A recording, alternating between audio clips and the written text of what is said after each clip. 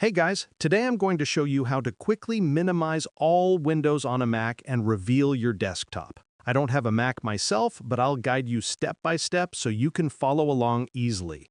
First, click any window to make that app active. Then press Option plus Command plus H to hide every other app except the one you're using.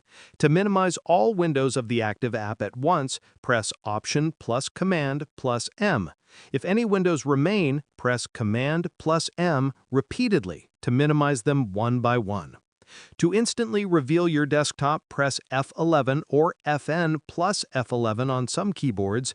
You can also swipe up with 3 or 4 fingers to open Mission Control and select the desktop. As an extra tip, you can set a hot corner in System Settings under Desktop and Dock so that moving your pointer to that corner shows the desktop immediately. With these shortcuts, you can quickly clear your Mac screen and access your desktop in no time.